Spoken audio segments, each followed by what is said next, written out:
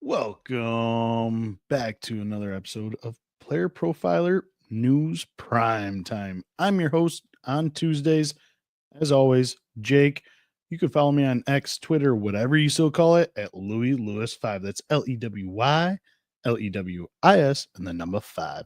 It's also right there on the screen, so be sure to give me a follow and follow me for content that I post going out pretty much daily lately.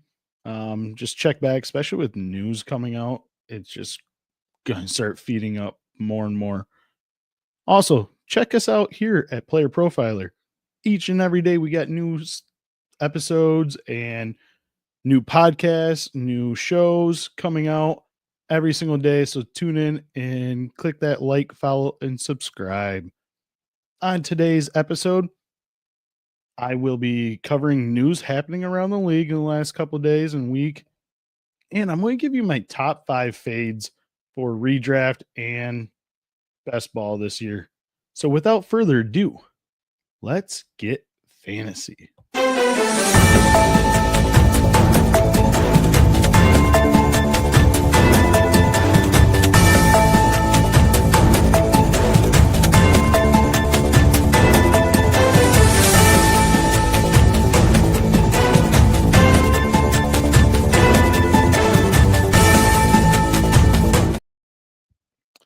So the big news over the weekend is no other than Quinshon Judkins getting arrested this weekend in Florida for battery and domestic violence charge.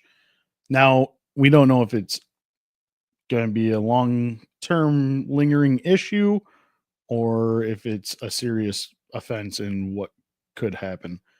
What does this actually mean? It could mean that he is suspended for 6 games due to the league policy of domestic violence, but they tend to do that once all of the, I guess, police reports and everything else is resolved. And this could happen at the end of the year. So you might not have Judkins at the end of the year if he's, acquitted or if he's guilty or whatever the case may be. He might serve it at the end of the season. Beginning of the season, I highly doubt that the court system will move that fast. But it could also mean for Dynasty for next season, he could miss the first 6 games if he's found guilty and everything else. But it's a wait and see approach. Currently, we have to wait for more news and more out there. If Dylan Sampson is on your Dynasty roster, congratulations. If he's on free agency, I don't know how or why he is. Give him a pickup. Or even maybe Jerome Ford, if somebody really needed to release him and create a roster spot. Or the guy is just looking to get rid of Jerome Ford. Currently, he's also projected to be the starter, Jerome Ford, week 1, but is he going to be there with, when Judkins is actually playing and not dealing with the off-field issues? It's probably going to be like more of a split back.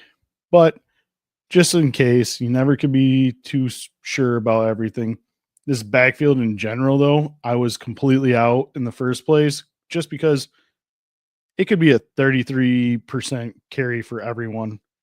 And you just don't know, because why would they select the SEC leader, Dylan Sampson, later on in the draft? But you already had Jerome Ford. He wasn't so bad the last couple seasons. And you got second round Quinshon Judkins. And now overall, he is in high water. Who knows what is going to happen and transparent. So overall, I'm out. Like, this whole roster is murky in the first place. The backfield, I just have to be out on all sides of the ball. Next news, Najee Harris. The reports are true. He did pull a Jason Pierre-Paul, having an accident with fireworks. It's being reported that Harris suffered an eye injury on the 4th of July. He is, however, expected to be ready for the upcoming season.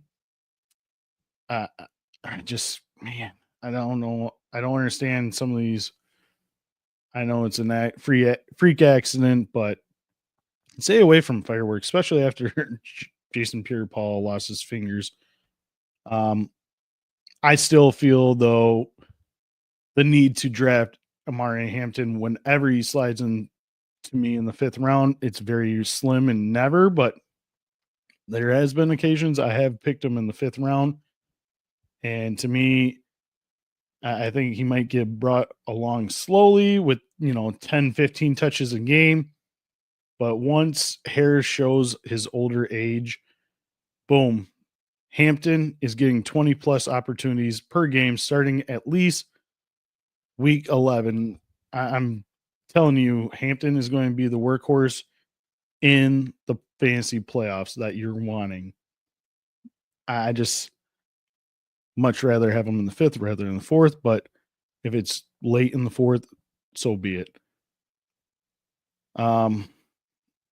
Next news, this might just be blah news, but to me, it does have concern and relevance to fantasy. Buccaneers All-Pro left tackle Tristan Wirfs had surgery to his right knee, expected to be out on the PUP list to begin the season. That's huge news to me. If he is on the PUP list, he's missing a minimum of 4 games this season. And then you want to get back into football shape. You're looking at probably at least 6 weeks without your all-pro tackle. Once teams activate a player from the PUP list, they have 21 days to be activated. Usually it takes, 10 to 14 days for them to activate them. Sometimes they're ready to go, but this is very concerning to me, especially since it's a left tackle and he's an all-pro. This means, Baker, watch your blind side. I know we're not going to get you Michael Orr or anything like that, but hopefully your backup is capable, just like Worth was. Also, Bucky Irving may show signs of slow start.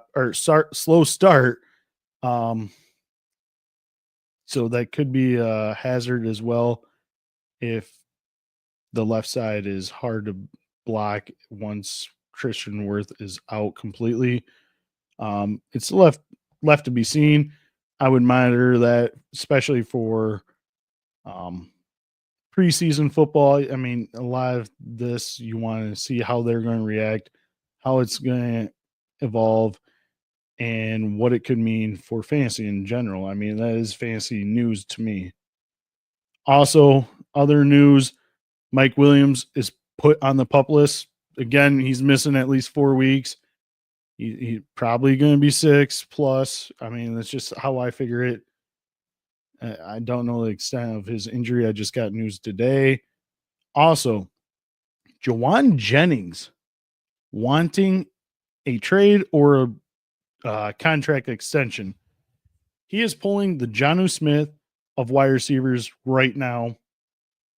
And this is a huge thing because Brandon Ayuk, it says that he might be ready for week 1. He ain't going to be ready. He's going to be on the PUP list. Don't buy it. Nope.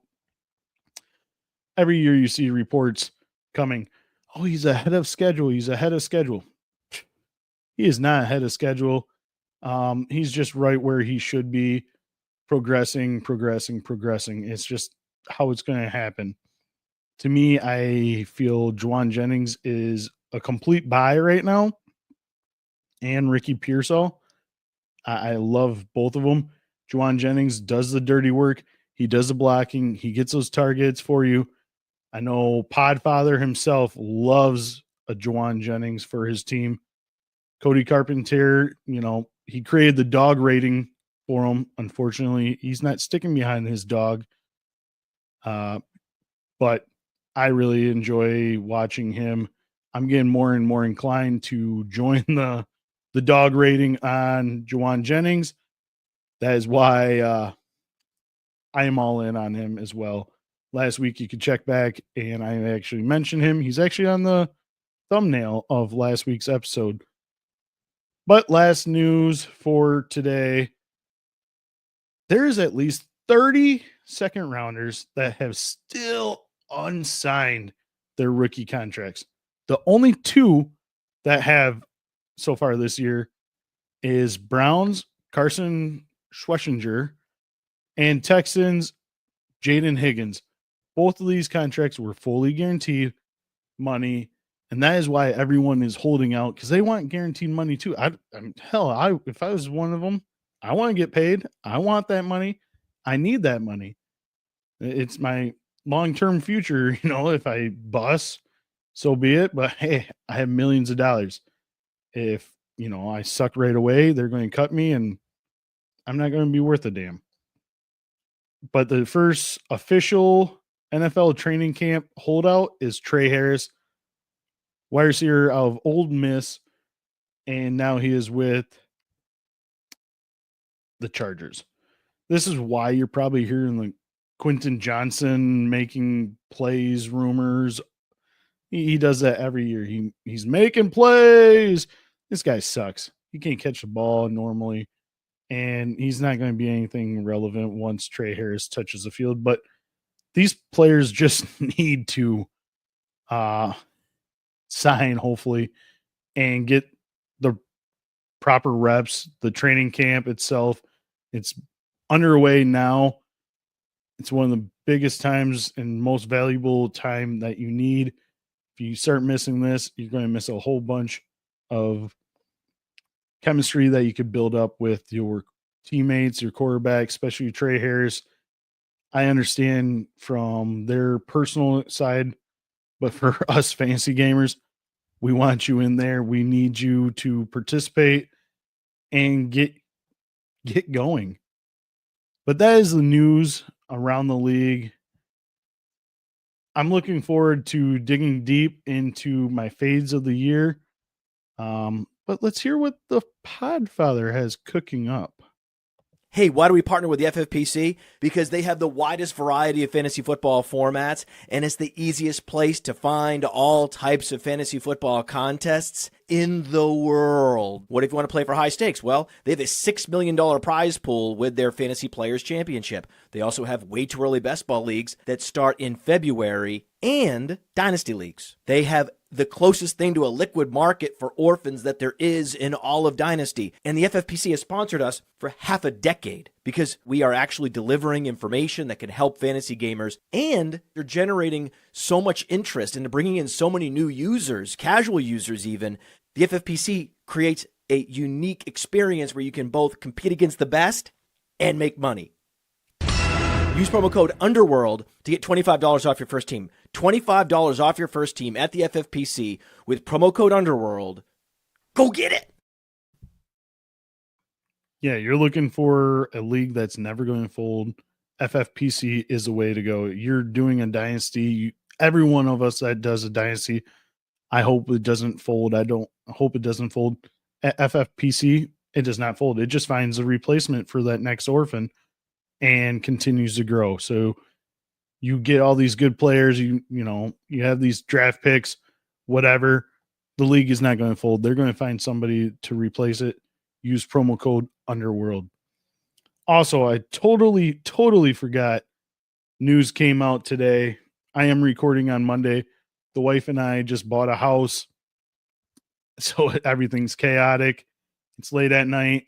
Got to get back up for work and get things situated with the new house. So you're going to see different background eventually. Just right now, I'm still in my man cave. But news today broke. Garrett Wilson reaches an extension, 4 years, $130 million with the New York Jets. He is there for the next 4 years. This includes a $90 million guaranteed extension.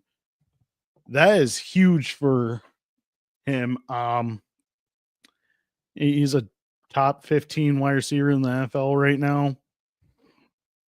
He's being drafted very high, 3rd, 4th round.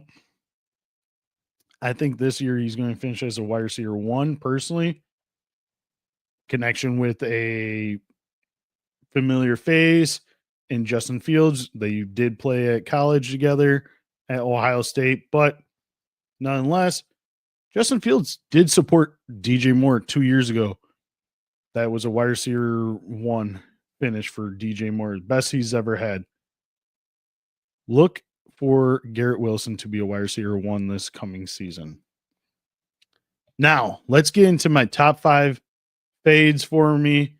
I'm going to do 2 strategy fades I'm doing currently and 3 players that I'm fading the hell out of. First, I am doing this. I am fading drafting a quarterback in the 2nd round. Yes, they get the most points typically each and every year. But I just did a mock draft yesterday, and Josh Allen and Lamar Jackson both got picked in the 2nd round. That is mind-boggling. I just, it's hard to believe. I don't like the fact of that. To me, you're giving up so much advantage and positional needs and top stud players at the running back, tight end position, or running back and wide receiver. The only 2 tight ends I would actually consider is McBride and Brock Bowers, but those are it. Quarterbacks, I am letting slide to 4th round or on. I just don't. I know they are usually number 1 overall, but you can't. I guess you can't tell me that you would want who's going Josh Allen or Lamar Jackson and maybe like a guy in the 9th, 10th round like Javonte Williams, David Njoku, Brandon Ayuk, yuck, Michael Pittman or Zach Charbonnet. Instead, you could get Justin Fields in the 9th or 10th round, or even Dak Prescott, which is one of my favorite guys this year. I'm going to be holding a lot of bag of Prescott.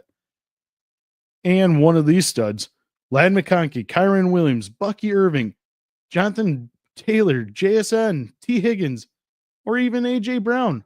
I'm going to definitely take Justin Fields or Dak Prescott and one of those studs instead of Josh Allen, Lamar Jackson, and one of those duds. I know each and every year we see other players. I mean, for example, last season, Joe Burrow, which was taken roughly in the 5th or 6th round last year, or even Baker Mayfield that was late to undrafted in each round. They overproduce and they compete and they can take the quarterback 1 position. You look at Player Profiler website where we have all our rankings, so be sure to check that out. Also, get the all-in package. Love, you want statistics, get that. It breaks it down super user-friendly. Use promo code Lewis for $25 off all-in package. Currently, we have projected right now Josh Allen at 377 points for the season and Lamar Jackson at 376. Players I said, Justin Fields is 7th with 316, but he's going off the board at 905. That's just crazy. And like I said, one of my favorite picks, Dak Prescott. I don't know how he's only going to get 303 projection. We might have to update that. I might have to try to talk to Evan Ringler and the Podfather. We got to bump that number up. He's currently being drafted in the 10th round.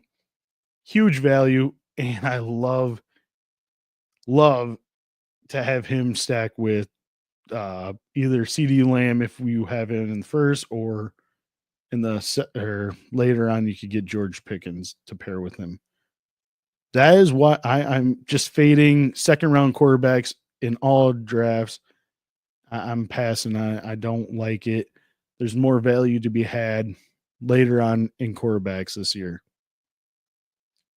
Next, I am fading the 0 RB strategy. If you don't know what that is, 0 RB strategy is where you draft only wide receiver, quarterbacks, tight ends in the early rounds and wait until round 6 or later for a running back. Also, it's known as the dead zone. Some of these running backs that are going off in the 6th round, though, are players like Travion Henderson, RJ Harvey, Aaron Jones, Caleb Johnson. I would be afraid if those guys are my RB1 on my team. I just too much question marks behind each one. Travion, you're going to have Ramondre Stevenson. I understand Ramondre is not this coaching regime's choice, but he's going to be on the team because he's making big ass money, and they're going to have to, put him in there. I understand Travion is a home run hitter and everything which way, but I feel like Stevenson is going to eat into that. RJ Harvey, you have J.K. Dobbins, the unknown question mark. Aaron Jones, is his health going to hold up this year? Last year it did and paid off as like an RB15. But also, they did trade for Jordan Mason, and I think that is a big sign that they want to have a rotational player, because I know they came out and said Aaron Jones is at his best when he is fresh. Well, how do you keep a guy fresh? You rotate him in and out. You got to split up the workload. So I see that being Jordan Mason and Aaron Jones going forward. Caleb Johnson, he could be the workhorse, or they could be sitting on him and waiting and waiting and waiting. Take the wait and see approach.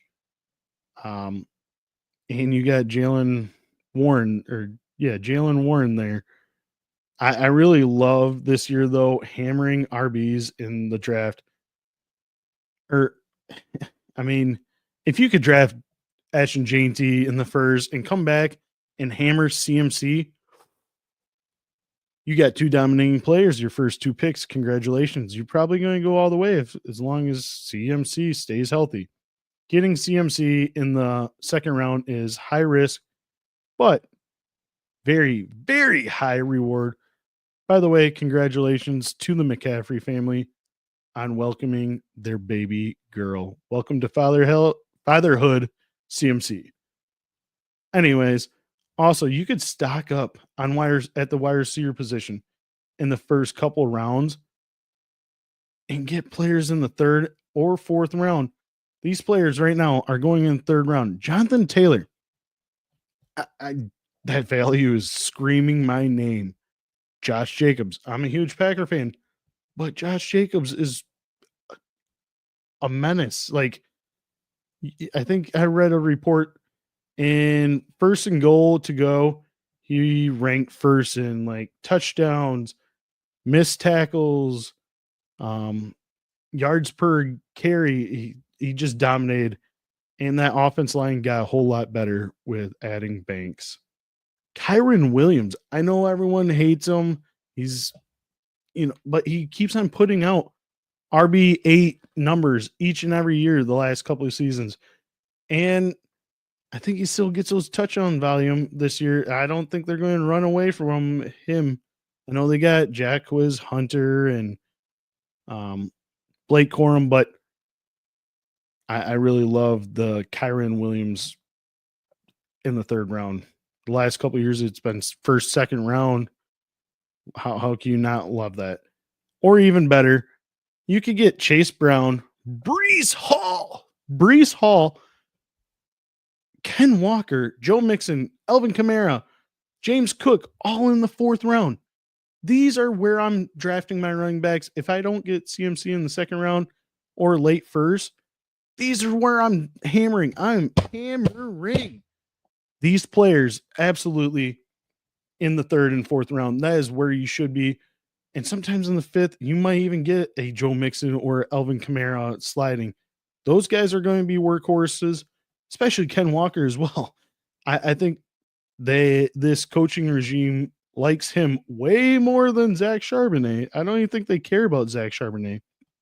But ultimately, if you could get CMC in the second, I'm doing that 10 out of 10 times. If you can't, hammer these third and fourth round, get a top 2 stud wide receivers, or even like I said earlier, you get a stud receiver and you get Trey McBride in the second round, and then hammer these next 2 as running backs. I am fading the hell out of 0 RB. It's not a thing this year to me. Last year, it didn't work. This year, I don't think it's going to work either. There's no injuries last year. I think a big issue of that is because the linebackers are getting smaller and smaller and smaller. They're fast. Don't get me wrong. They're fast. But it's less punishment on these running backs. But, I mean, you can't tell me in the third and fourth round, those are not valuable running backs. Next, I am fading a player. I don't know how he is even ranked in going off the board at 410. Xavier Worthy. I just don't get it.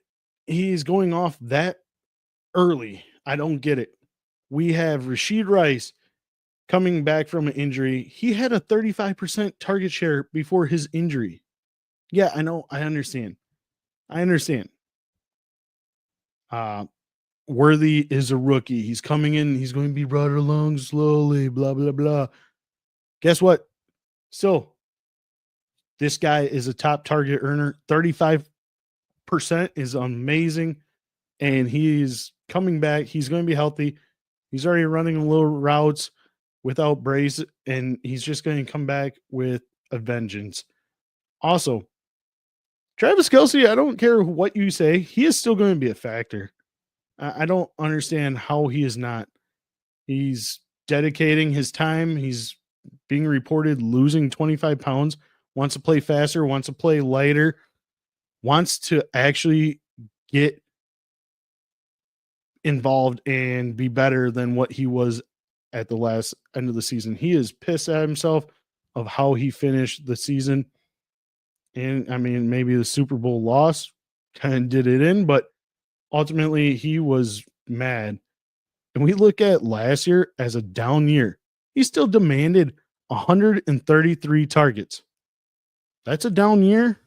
Yeah, he caught 97 of them. Didn't have the yardage. I mean, he had 823 yards. Still pretty good for a tight end, but only 3 touchdowns. I'm calling it. These touchdowns are going up. Travis Kelce is going to get at least 5 to 7 touchdowns this season, and he is going to be tight end 3 on the year or higher. In addition to this team, we know mostly they'll be winning games because that's how they always do it. They win games with their defense. The defense is amazing. It's too damn good for this to be shootouts, so they're not going to pass a crap ton out of the ball. Isaiah Pacheco and Kareem Hunt is going to lead the way running the ball once they're up by a whole bunch. Also, the Chiefs' O-line won't be able to protect that long for Xavier Worthy to get down the field. This O-line was terrible at the end of the last season. We've seen it. Yeah, they drafted Josh Simmons. How is he going to perform coming back after a season-ending surgery at Ohio State? I just too many question marks. Finally, also, Marquise Hollywood Brown. Hollywood. He re-signed with the team. He didn't play much last year because of injury. He's a deep threat home run kind of player as well as Xavier Worthy. And also they drafted one of my pre-draft best wide receivers I really liked, Jalen Royals.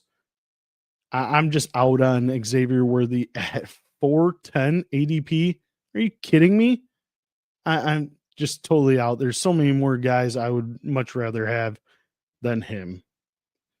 Another player, my number 4 fade of the year for me, This player, I don't know how, again, he's going off as early as he is.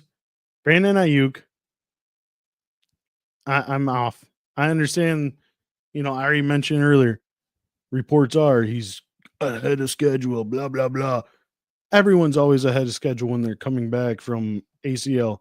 I bet you watch, he's going to be on the PUP list at the beginning of the season. And like I said, minimum of 4 games he's missing. Probably 2 more because he's going to have to get back in football shape, especially after he's been gone for so long recovering from knee surgery. He's going to miss probably at minimum 6 weeks. His ADP currently is 807. How? His name carries too much value. And what has he shown for it? I just don't. No. I'd much rather give me guys like that's going around that area. Josh Downs. He's going to be top 15 quarterback if Daniel Jones is starting the whole year. Matthew Golden, very high ceiling. Or his teammates even. Juwan Jennings or Ricky Pearsall. Give me those two that are going to put up fantasy numbers for me in the first 6 weeks, guaranteed, unless they get injured, obviously. But I just much rather have that. Also, looking back at how bad Ayuk was before his injury, he finished his wide receiver of each week. Week 1, wide receiver 65. Week 2, 45. Week 3, 49. Week 4, 56. Then 11. Yes, he had 8 catches, 147 yards. Then went back into a dark hole, looking and trying to crawl out. Wide receiver 60. And the week he got hurt, wide receiver 64.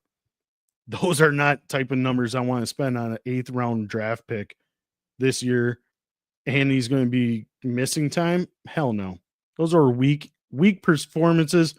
And as Randy Jackson would say, nah, it's a no for me, dog. No, thank you. I don't want any part of him. I'm fading him 100%. I mean, you could hand me him on a silver platter for me, and I'm just going to swipe it away. Get that out of here. I don't want anything to do with him, especially at ADP cost of 807. And last but not least, the guy I'm fading is Tony Pollard. He if you're doing the 0 RB, ooh, here we go. Tony Pollard. He's currently going at 7-11. I haven't had that gas station in so long, but anyways, which isn't it's not a terrible draft position, but I'd much rather have guys that are going after him. Caleb Johnson, DeAndre Swift, Calvin Ridley, Roman Dunze, or Jacoby Myers. These are just a couple. Would much rather have those guys over Tony Pollard. Another reason I am fading him. In last season, week 13 on, he was running back 44, 18, 25, 34, did not play in RB 33. And his numbers just keep declining. And we've seen when he's at his best is when they have a rotation. But I just don't see that happening as much. I would much rather have Spears, his counterpart. If you had him the last 3 games he played, running back 5, 13, and 13, if you had him in fantasy playoffs like I did, you're happy with your ROI. I was so pleased with what he did for me in fantasy playoffs. And I mean, Spears had 3 top 13 finishes in 3 weeks, whereas Pollard had 4 top 13 finishes the whole season. Yes, Spears has looked like he can't say healthy, but I mean, let's take a gamble and take Spears at 11:05, 4 rounds later. Give me Spears over Pollard all day this year. You won't see me having any shares of Tony Pollard this year. And I much rather have Tajay Spears over Tony Pollard this year at ADP.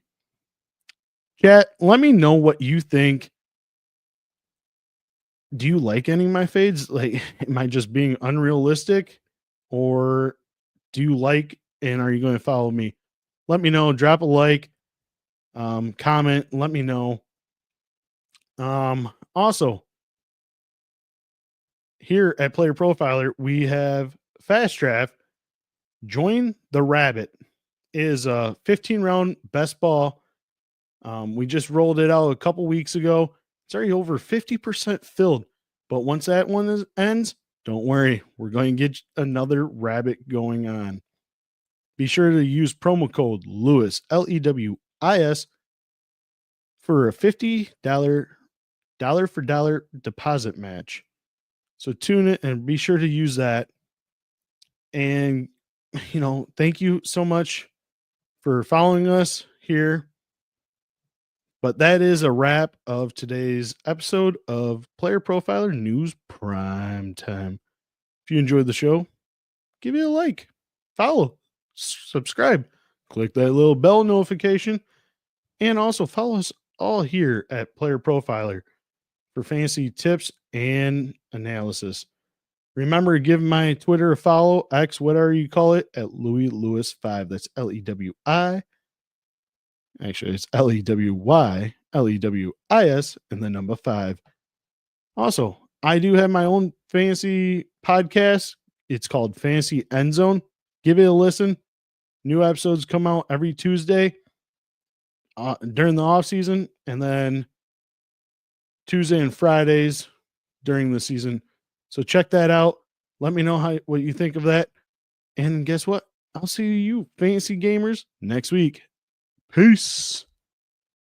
From the Podfather to you, I deeply appreciate you tuning in. And many ask, what can I do? What can I do to help support the hosts, the research they do, the production costs? Go to playerprofiler.com, Dynasty Deluxe, World Famous Draft Kit, Rankings, DFS Dominator, and of course, data analysis. Subscribe to any one of those, and you support all of us and take Player Profiler to the moon.